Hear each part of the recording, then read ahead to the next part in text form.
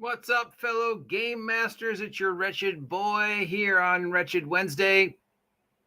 What, it's Thursday? What happened? God damn goblins. See what I did there?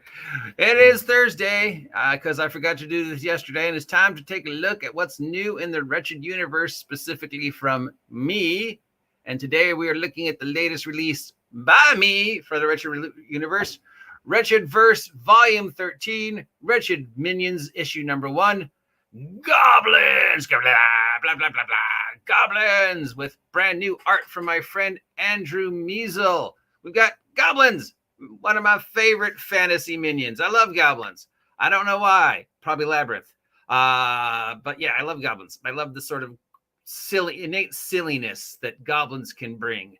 And Goblins are great. If you just sort of use your imagination with what Goblins can do and use. Because when designing Goblins, especially when designing this, which is sort of a topic I've visited before, you kind of have to think about what does the world look like when you're 2-3 feet tall, as opposed to what does the world look like when you're 6'5", 6 feet tall. What becomes your world, your gear, your equipment, your lifestyle when you're the size of a toddler? You've got the imagination and curiosity of a toddler, but the inventive genius of the Goblins. Goblins are very clever. They're very tricky. They're known for traps and unusual devices. So, I love the Pathfinder Goblins because, they're always shown with like weird things. Like there's the one that's wearing the wedding dress. There's the one that's got the frog on its head.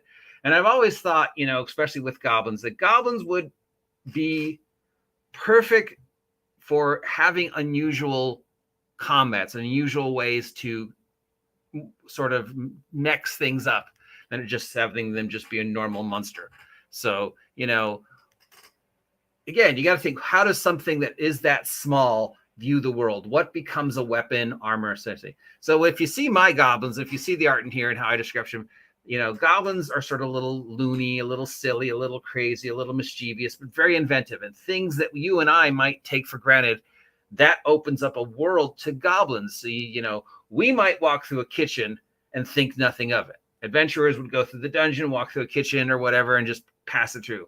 But, if you remember back to when you were 2 years old, you're in the kitchen, everything in the kitchen becomes a musical instrument or a weapon or a hat, So that's the same thing I think about when I was designing this, and I design and run Goblins, So a Goblin would go into a kitchen and just see infinite possibilities. A Goblin would see a spaghetti strainer. That could become a helmet. A fork, that could become a dagger. A big old soup spoon, one of those gigantic heavy metal soup spoons. That's a club. A rolling pin that bakers use. That's a club. A pot that you cook soup in. That's a helmet. A barrel that has, pickles in it. To a Goblin, that barrel's a suit of armor. You put it over your body, you poke 2 holes in it for either arm.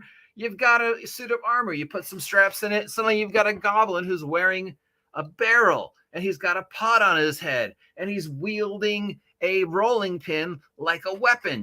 Goblins go and they take things. Like to a Goblin, the greatest treasure you could find would be a complete set of wedding silverware. Because there you've got 12 forks, that's 12 daggers, 12 knives, that's 12 more daggers, 12 spoons, well, we'll think of something for that. A big old knife, well, that's a sword. A big old spoon, well, that's a club. A tea sifter, that's a little metal ball on a chain, right? In the hands of a Goblin, that becomes a flail. Goblins are inventive. Goblins just will throw anything as a weapon, right? And again, in the Goblin's hand, anything could be a ranged weapon. I love, when I run and use Goblins, because you never know what I'm going to throw at you. You might have one Goblin that's, got a bow that shoots forks. You've got another Goblin who's just flinging bags full of poop at you. You've got Goblins who will run at you carrying beehives and throw the beehives at you. You've got, of course, that doesn't even, mention Goblins and fire and explosions. If there's going to be a fire, if there's going to be explosions, if there's going to be a Goblin, involved, then chances are there's a goblin that's throwing torches at you, or has little balls, or is just reaching in and throwing, has got little things of coal and is shooting them at you with a slingshot. That's what's so much fun about goblins. So that was what I went into when designing this. So I mean, we got the stat blocks for the various goblins, and then we've got the stat blocks for the goblin adjacent things like hobgoblins, who are just larger, more powerful goblins, and goblin commanders. And then I've got like ogres and orcs and half orcs in here. I meant to put trolls in, but I forgot. There's things I forgot that I, after I sent this to be published, I was like, oh, I should have included armor.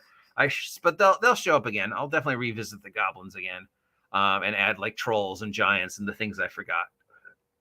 And then, of course, I've got a section on the goblin beast because, for goblins, one of the main weapons of a goblin is putting something on a stick to see if it'll work, or putting something at the end of a string to see if it'll work. So, a goblin weapon would be scorpion on a string, right?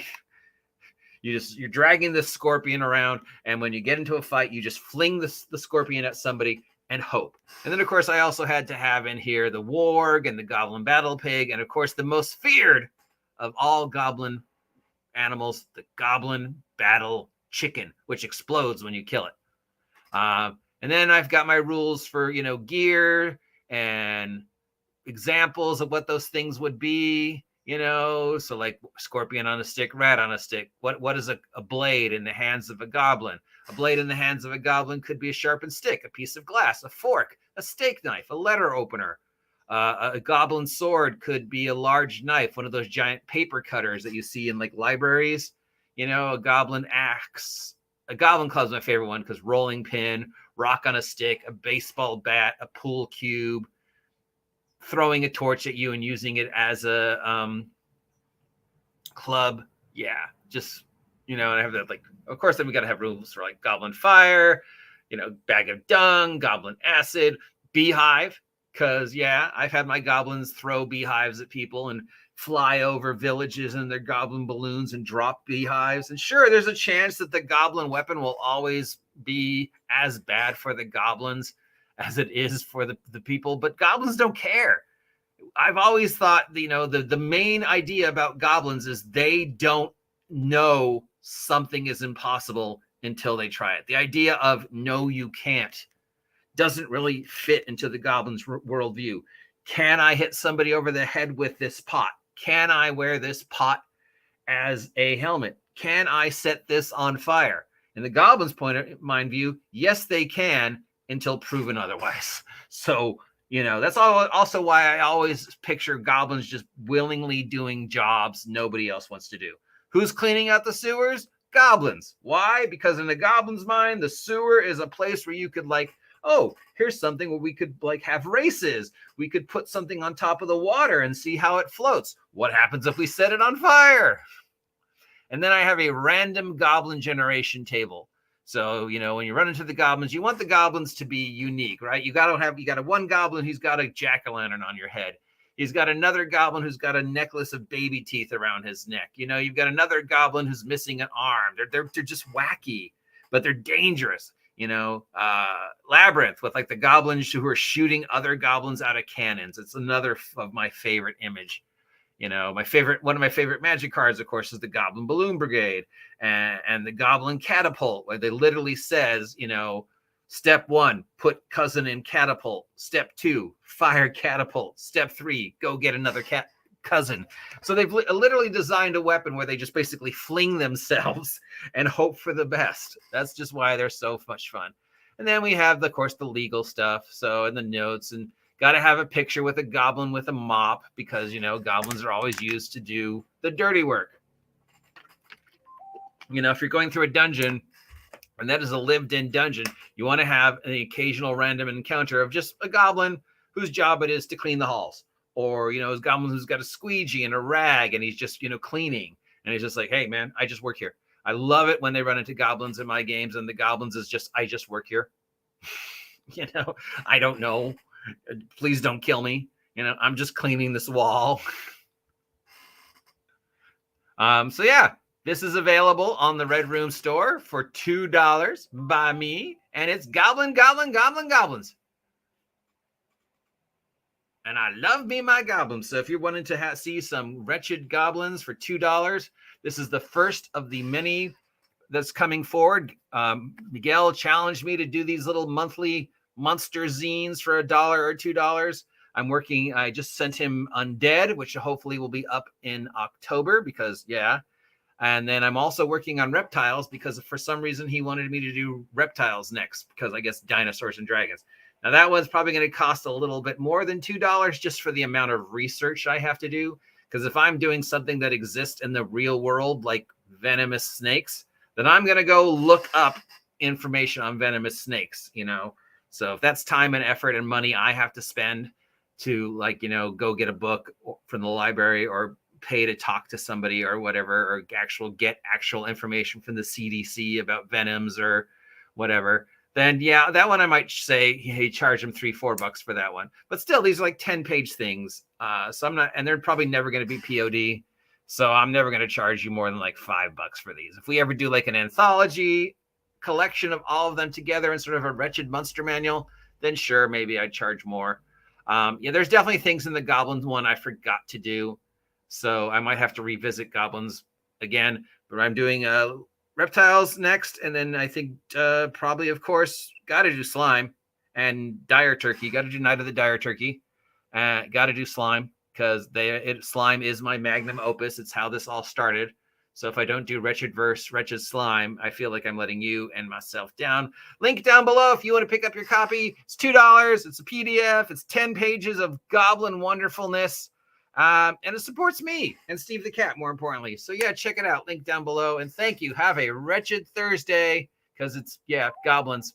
Talk to you later.